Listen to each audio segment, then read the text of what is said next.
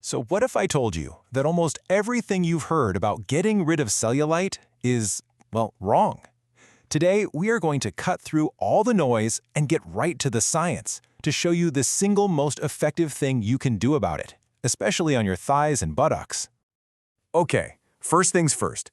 Let's just get the biggest myth out of the way. We've all been told that cellulite is just a fat problem. It's not.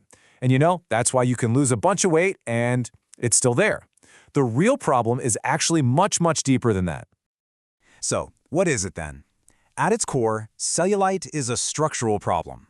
It's an issue with the connective tissue layer. You might have heard it called fascia, that sits right under your skin. Think of it like a net. When that net is strong and organized, everything is smooth. But when it gets weak and disorganized, fat can kind of bulge through, and that's what creates that dimpled look. It's about the structure, not the fat itself. To really figure out how to fix this, we need to go a little deeper. I mean, literally. Let's break down exactly what's going on beneath the surface. Okay, so imagine we're looking at a cross-section of your thigh. You've got your skin on top, then a layer of fat, then this super important fascia layer, and finally, your muscle at the very bottom. The source of our problem is right there, in layer number 3, that connective tissue.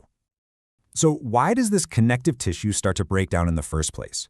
Well, research is zeroed in on a very specific enzyme. Its job is basically to dissolve collagen, which is the protein that keeps that tissue layer strong and tight.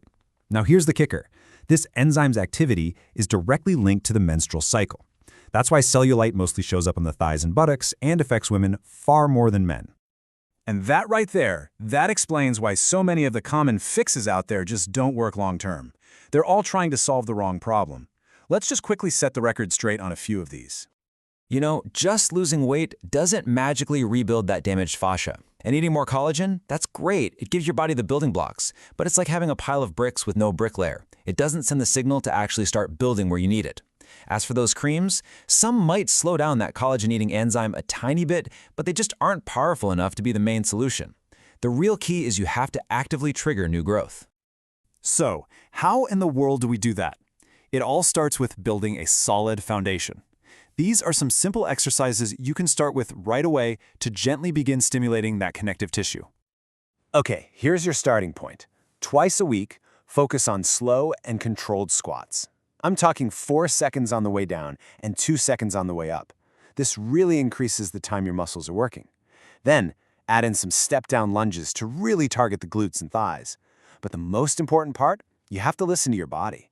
Recovery is when all the rebuilding happens. So if you're sore, take 3, 4, even 5 days off before you do it again. Don't train on top of soreness.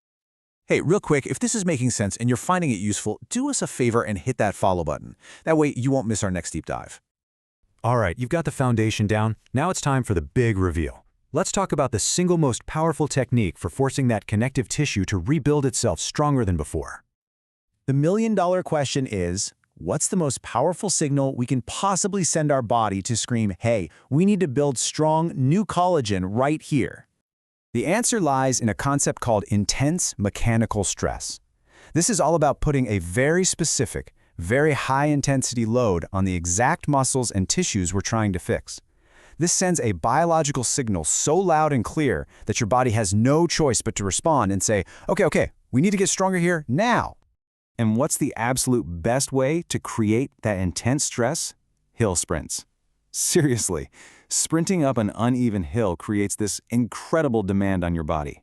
It forces you to push, pull, and stabilize all at once, creating this explosion of stimulation for new connective tissue growth that almost nothing else can replicate. Now here's how you do it safely and get the most out of it. Find a hill, and you're going to sprint up it as hard as you can for just 10 to 20 seconds. Then you stop, and you rest for a full 3 to 5 minutes. I'm serious, that long rest period is absolutely non-negotiable. You'll do that a grand total of 3 times. That's it. This workout is so intense that you should only be doing it once, maybe twice a week. Okay, and this part is so important to understand. This is not an overnight fix. Not even close. This is a long-term game, and patience is probably the most important ingredient in all of this. So let's just look at a realistic timeline. You have to work up to this kind of intensity. You stick with 1 or 2 intense sessions a week, maximum. Please remember, the magic, the actual rebuilding, it all happens during those 3 to 5 days of recovery after the workout. Real, lasting, noticeable change, that's something you'll see after being consistent for 6 months, 12 months, or even longer. And with all that said, we'd love to bring you into the conversation. Was this useful for you? Did it help clear things up? Please, let us know down in the comments. And if you know somebody who's been really frustrated with this whole issue, do them a favor and send us their way. It might really help. And finally, we want to know what you want to know. What's another health topic that's confusing you that you'd like us to break down next? Thank you so much for tuning in. We really appreciate your support as we all try to build a healthier, more informed community together.